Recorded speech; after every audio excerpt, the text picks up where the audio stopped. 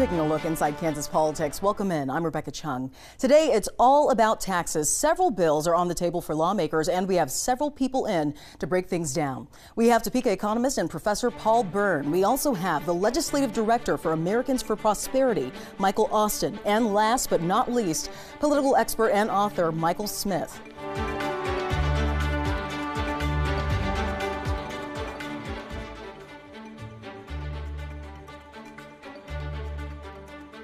All right, let's get right into it. Taxes are the focus today, and we're starting off with a bill struck down by Kansas Governor Laura Kelly. It's the Republican tax package. A key feature is a single rate income tax of 5.25%, or flat tax as some call it. And the governor and some Democrats are pushing back on this specifically. They say it will create a budget deficit over time. But Michael, what say you? Oh, I'd say that anyone who claims that, this bipartisan tax compromise, and I say bipartisan because I mean it, it was voted by both Republicans and Democrats. Anyone who wants to say that this is reminiscent of doom and gloom probably are trying to be some sort of a puppet master for Kansans. If you look at the bill, it's a big fat refund of about $440 million. But in context, that's only 4% of the state budget. Not only that, but if you look at the nonpartisan Kansas Legislative Research Department, they estimated that even if you pass this bill, state savings, state ending balance continues to grow and would even reach a record of $5 billion by 2028. So what that tells me is that, under this plan, the state would have more taxpayer dollars as a cushion than it has ever had before in the state history. Then you tie in the fact that it just has, all these other provisions to help with property taxes, food sales taxes, Social Security tax. It's not just about helping the poor, it's just making sure that Kansas government is sustainable.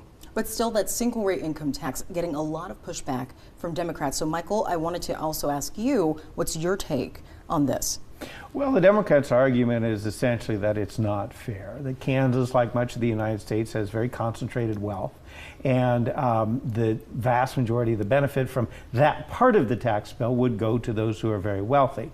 Now, what the legislature has done is they've essentially raised their original proposal by 0.1%, from 5.15, which is what they proposed last year, to 5.25, which would be a little bit more revenue, and then taken essentially the governor's entire proposal and stuck it on the bill. I'm sure the governor appreciates that they've incorporated her ideas. However, the state is currently sitting on a large surplus. A lot of that's federal money. It's COVID relief money, and it may run out at some point. So we're talking about the difference between ongoing revenue commitments versus spending one-time money. And a lot of these economic projections, they're important, but they need to be done very, very carefully. And we want to tend to go with the more conservative estimates because we don't know what can happen. And before we move on, you make a good point. They did take a lot of the governor's tax plan and put it into the Republican tax plan. But then some would say that's a compromise. And so they're asking, why is Governor Kelly not compromising on this? Do you agree that she is not willing to compromise, or is she open to other tax discussions? I think you pretty much explained it. This is a tax compromise. And not only that, but the press conference that the governor had where she proposed these proposals, these were voted on by Republicans in the prior year. So this, entire smoke and mirror type of conversation, to be honest, it's a lot of politics. The policy is relatively straightforward. Kansans are really hurting with inflation. They're really hurting with property taxes. They're really hurting on income and sales tax. And so, the Republican legislature, as well as Democrats in the legislature, had a bill in mind to do that. But what Laura Kelly wants is a budget that she can freely spend upon, and she doesn't want simple or hassle-free taxes to get in the way. Well, she did say that she's willing to have conversations on other tax discussions. And so, Michael, what are your thoughts there? She says everything but a flat tax she will compromise on. Well, again, I think it's because of the concentration of wealth argument. She simply dug in on that one. And I get her reasoning. We can debate it, but there's a logic behind that. I do want to push back on one point, which has to do with simplifying the tax code. First of all, most Kansans have their taxes withheld on a W-2. They take the standard deduction. They probably file electronically and get a refund. For those whose taxes are complicated, for example, people who have businesses, who are self-employed. The tax brackets have absolutely nothing to do with the complication of filing taxes. It is entirely due to the way you calculate your taxable income. And this bill does nothing about that, and most of that is because of federal tax policy. All right, moving on to Paul now. What's also been called into question is how much this tax package can save Kansans. Now, Paul, what are your numbers showing? I think if we're talking about the governor's tax package or the Republican tax package? Let's talk first about the Republican tax package. So the Republican tax package essentially sets a 0% rate for a much larger share of income, and then jumping up to the 5.25% rate that we currently have for the second tax bracket, and then lowers the 5.7% rate down to 5.25%. So the Republican package essentially lowers compared to the governor's package, offers lower taxes for people making less than $20,000 a year and those making more than $80,000 a year. So if you look at Michael was talking about the concentration of adjusted gross income, top 18% of tax filers account for about 62% of income and account for just about 70% of the taxes paid. So any reduction in the rate is naturally going to impact those groups the most. And Michael, do you agree with those calculations? Well, if you think about it, if you're providing an income tax reduction, who's going to benefit? Those who pay income taxes. So while Professor Byrne is exactly right, 70% of Kansans pay for most of that income tax, so it makes sense that they would receive the benefit. But I think that's also why this bill was coupled with other tax reductions, such as property tax, such as sales tax, such as Social Security income tax, in order to make sure that everybody gets a tax cut. And I'm going to push back on Michael a little bit where he made the case about simplifying only happens with taxable income. But I'll tell your listeners out there, go ahead and figure out what your taxes are with 3 different tax brackets: 3.1, 5.25, and 5.7%. Whereas with the bill that's being proposed by the legislature, it's just one single rate. So we can hee and haw about how complex or how simple it is, but it goes pretty straightforward that when you are able to calculate your taxes on simply a back of a napkin, that means it's less likely you'll need a tax attorney, less likely you'll need a CPA, less likely you'll need tax software, and that peace of mind, I think, is something that we shouldn't take for granted. Michael, you wanted to add in there? Yeah, I continue to disagree. Most people, once they've calculated their taxable income, look up the tax in a box on a tax table, or even they file electronically and it's auto-calculated. The complexity in the tax code is things like depreciation allowance, loss carryovers, and things like that, and this bill wouldn't even touch that. I think the bigger issue here is the state is sitting on a surplus. Everybody loves tax cuts. This bill has something for everybody, although that was a good point that it's mostly at the bottom and the top and not so much the middle. The question is that surplus is one-time money. There are projections stating that the bill would leave the state short in 2029, and I think we need to look at the out years and not just assume that the money will never run out. And I'll say there actually isn't a bill that says that. The nonpartisan Kansas Legislative Research said they actually see a growth in reserves by $5 billion. There is no research other than the governor's office herself that shows that projection, and the only reason she shows that projection is because she's overspending by $1.6 billion. All right, we're continuing our conversation after the break. You're watching Inside Kansas Politics.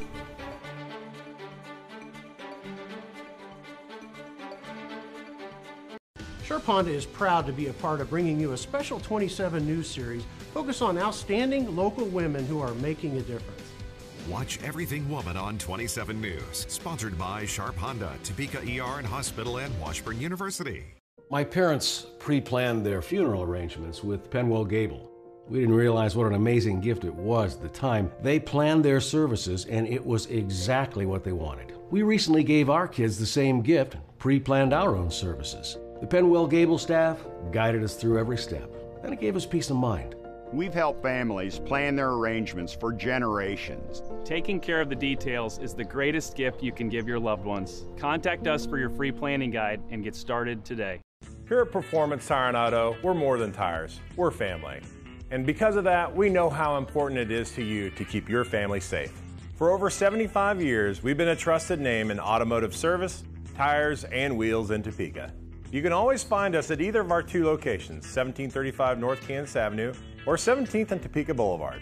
So stop in today and let our family keep your family on the road.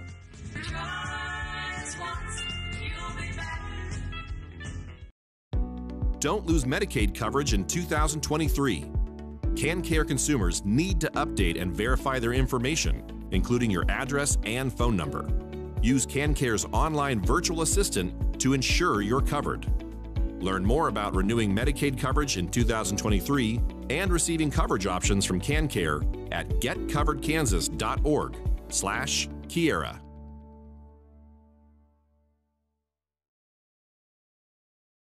Start with a bang. Mix in some superstar power and turn them loose. That's the Great American Race. The Daytona 500, February 18th on Fox. Welcome back to Inside Kansas Politics. I'm Rebecca Chun. We're talking about this year's tax battle at the State House, and it's already starting a very heavy debate. Now, let's take a look at what both sides are offering. Democrats are knocking Republicans on the single rate income tax. Of course, that's their portion of the package that they disagree with. But if you look at other parts, maybe there's some things both sides can agree on. So there are some similar features in the governor's bill and Republicans' tax bill. Here are some of those features. Both bills include property tax relief. Both bills also eliminate the state tax on Social Security. They also speeding up axing the state food sales tax, a priority in both plans, and then also making adjustments to the standard deduction. Now, here are some differences. Like we mentioned, the Republican bill includes a single rate income tax of 5.25%. Meanwhile, the governor's bill addresses child care relief, and it also includes a back-to-school sales tax holiday. Now, Paul, looking at these two proposals, which would you say provides the most relief or is the most sustainable? And then how much of a difference do you think a single rate income tax would make? So those are two separate questions. I think I would agree with those on the Democratic side who are saying that we need to focus on the structural stability of the tax code. So if we look at our current tax code, look at our revenue, expected revenue in the next fiscal year, and our expected expenditures, we could afford either one of these tax plans. The issue is that when you see recessions come in, you often see revenue fall by 5 to 7%, sometimes 9%, I think, in our last two recessions. And then that's going to eat up all of that surplus, right? So the concern is first and foremost, in my mind, is kind of maintaining that long-term structural stability in the budget, so that we don't have to, in 3 years or 2 years, have to then lay off a bunch of workers, cut back on government spending. So I think that's one of the key things that maybe lean towards the Democrats' favor, which is a little bit of smaller package. The difference in terms of the income taxes, it's just a different perspective. So the Democrats increase the exemption $1,500 for single people, $2,000 for married couples. Essentially, whatever your marginal tax rate is, whatever tax bracket you're in, that's going to be a decrease in your taxable income. So, maybe everyone, whether you're making $100,000 a year or $50,000 a year, you're going to get the same basic tax cut of $100 or so in that. Depending on which category you're in. The Republicans are focusing on lowering the rate from 5.7% to 5.25%. There's a lot of reasons you could argue for that. It incentivizes, income doesn't just randomly come about. It comes from production, so you're lowering the tax on production, hopefully encouraging people to work more hours, take extra shifts, get an education, invest in human capital. So I think that's the Republican side of things. And that does tend to be skewed on those who have higher incomes when you lower those tax rates. So in terms of the income taxes, I think that's the key difference between those two. So it really depends on how you look at it, right? Is that what you're trying to get at? Yeah. Okay. Well, I think both sides have different objectives, right, in terms of Democrats want to give everyone the exact same tax cut. So when you look at their property tax proposal or their income tax proposal, it tends to have that characteristic, where Republicans tend to want to just lower that highest marginal rate to take away some of the disincentive of work and investing. All right. And Michael, do you agree? Well, it's all about, do you want to have equal opportunities or do you want to have equal outcomes? And so I don't fundamentally disagree with anything Professor Byrne has said, only in the sense of, we want to create opportunities so that anyone can succeed. And the best way to do that is to not discourage work or not discourage savings. And one thing that I know I've most certainly heard when I traveled the state is that, Kansans are really hurting with inflation and they want something, right, to provide some sort of relief.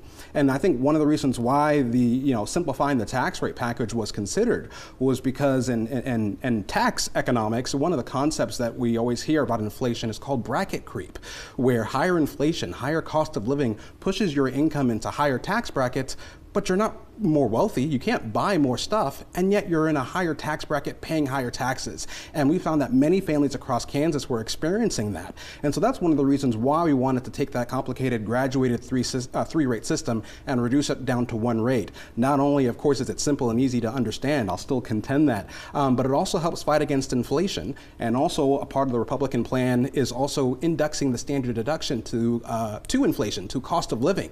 So every single year, the standard deduction will get higher and higher and higher, meaning every single year more low-income and even middle-income folks can get more and more of a tax break. Governor Kelly didn't propose that in her bill. She just did one single jump to $10,000, which would still leave many people working minimum wage to pay taxes. Okay, turning now to Michael Smith. Michael, did you want to weigh in on that? I think indexing to inflation is a good idea. I think that could also be done with tax brackets. Push back a little bit on the economic growth piece. A lot of these ideas have to do with something called the Laffer curve, which came from economists in the 70s studying a tax cut in 1964 that cut the top tax rate, federal tax rate, from 91% to 70%. The top tax rate in Kansas right now is under 6%. It's much too low for any significant economic growth to come from cutting that. And that's, again, a lesson we learned during the Brownback years. Okay, moving on now to what we could see in the Senate. Republicans are going to have to muster up some votes to override the governor's veto, and a Democrat I spoke with says he's still on the fence about the bill. Could he be the one vote that Republicans need to get this passed? Here's what he had to say about his stance, and he's also asking questions about how this bill could impact the amount of high-income earners that enter the state. As it is, you are undecided on this particular bill. I can honestly say that I am holding an open mind and listening to proponents, opponents of it. But mine has been the question, theoretically, of what do we do to enhance for all people being in Kansas, being proud of Kansas. Will those numbers or will that amount be offset by those who might be attracted to, especially those high-end earners that would move or be retained in our state? Would that be able to offset what that anticipated or those anticipated losses would be? Okay, he's talking about really focusing on what can be done to enhance the lives of Kansans. And Paul also making an interesting point here. Could moving to a simpler tax structure, like a 5.25% single rate income tax, attract high income earners to Kansas? I don't think it would have a huge impact. On the margin, it could impact some people, maybe in the Kansas City area that might have more of an impact there. I think the big impact, and as Michael Smith was saying, the Laffer curve was an argument that you can cut the tax rate and the base will grow so big that you don't have to cut spending. Right? But that's not what we're saying. It could be that it increases, right? Most of the highest income workers are occupations or things like doctors, right? Maybe a doctor decided I'm going to take a couple extra shifts, I'm going to see more patients. It doesn't mean that growth is going to be so big that you're going to raise more revenue, but it does generate more economic activity, and it provides us with the services that people are providing. It doesn't, the doctors and the dentists and the lawyers don't make money by doing nothing. Right? It incentivizes them to do more. I don't think it would have a huge impact in terms of bringing new people into the state, but I think it could have a marginal impact for some people where, on top of the federal income tax that they're also paying, they're already in a high tax bracket. That little bit just may say, all right, well, provide some more service for Kansans, and I think that's really the argument. It's not going to be big enough to raise more revenue. But we do get the services. It's not all just about the government revenue. It's people being productive and providing goods and services for Kansans. All right, turning to Michael Austin now. Michael, should Republicans budge on this issue and negotiate with the governor on a different route if they can't override the veto on this bill? I think no, and the reason why is because I don't think the legislature is in the legislature because of the governor. The legislature is in there because they are, because they listen to Kansans. And Kansans, first and foremost, want something done. And to be honest, we can make things complex, we can throw fog, we can make things complicated if we want to, but when it really comes down to it, it's that, do you want it to be simpler to calculate your taxes or not?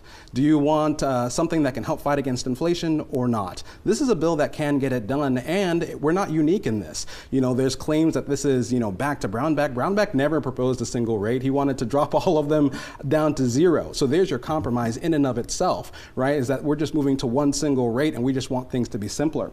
Not only that, but then if you look at, the people who are going to be affected, the most vulnerable among us, about 310,000 people will no longer pay state income taxes just by taking on the Republican package. And that's because it provides a massive exemption. If you're a single filer, your first $12,000 won't be subject to state taxation. If you're a married filer, your first $20,000 won't be subject to taxation. This is beyond policy. I think Kansas legislature and people are championing this for a reason, and I think there's a considerable pushback for that reason. And that reason is it is good to help Kansans, and it's good to create an environment where Kansas is a cheaper place to live and run a business. All right, we'll be right back. You're watching Inside Kansas Politics. Ashley's President's Day preview sale is here. Get early access to Hot Buys, your choice just $6.99. Or shop in store for designer deals as low as $17 per month or $9.99.99 with special financing options for every budget at Ashley Manhattan. Oh, there's something so real about living local. And I know without a doubt I'm not alone. And I'm loving living local. There's nowhere else I'd rather be. KSNT is living local. It's the only kind of air I want to breathe. Northeast Kansas is where I love to be. I want to show everyone I'm more than a ventriloquist. No more puppets. Anything could happen. You completely disregarded our advice. AGT Fantasy League, Monday on NBC and Peacock. Come here, look at this. You think this guy was killed on live stream. Something feels off. Why risk killing someone when the whole world is watching? It's completely irrational. It's my specialty. The Irrational, Monday on NBC and Peacock.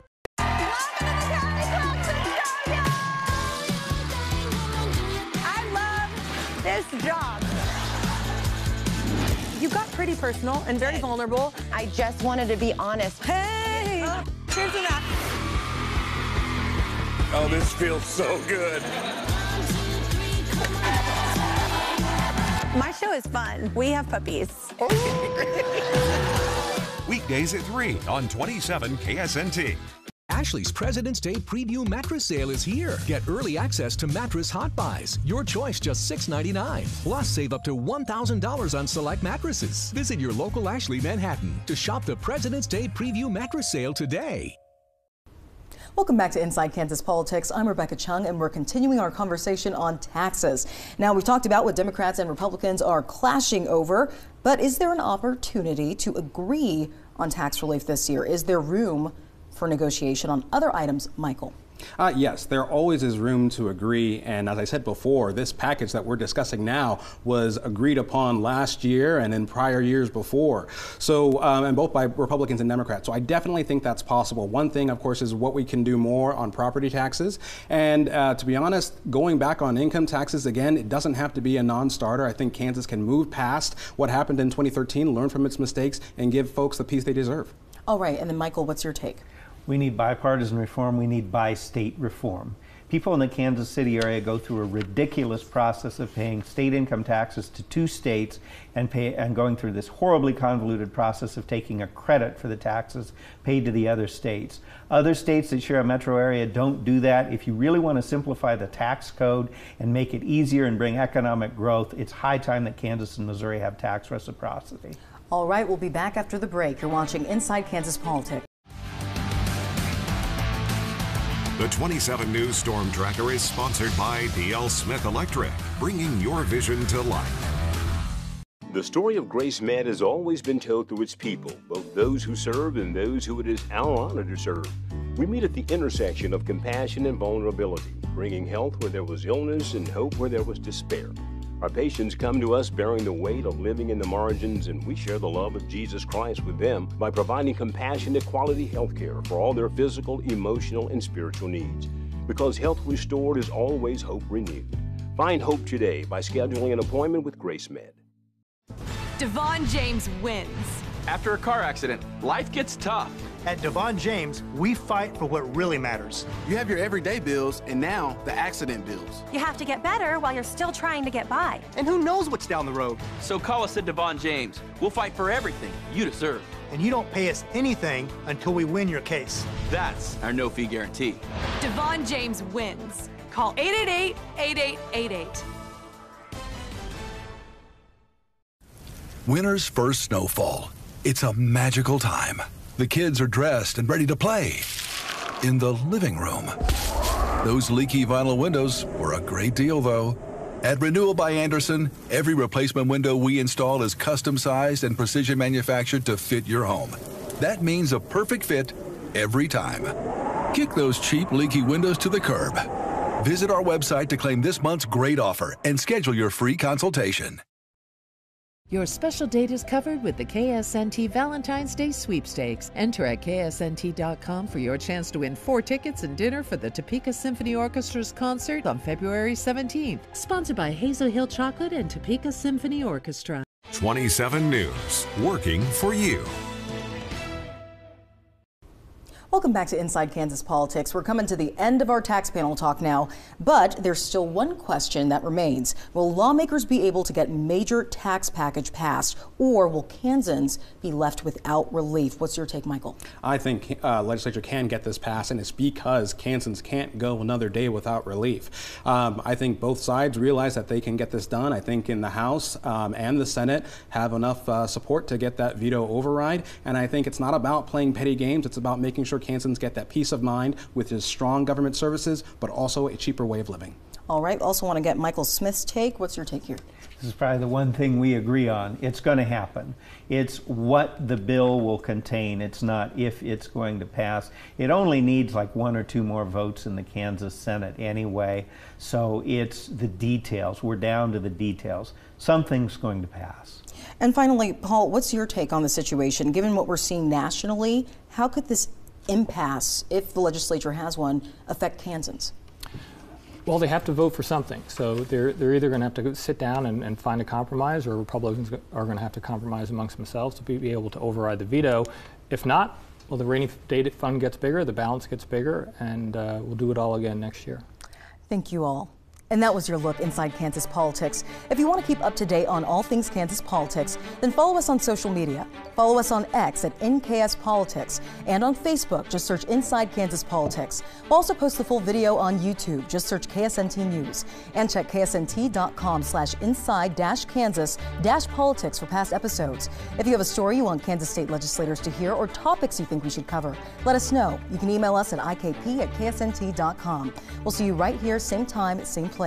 Have a good day.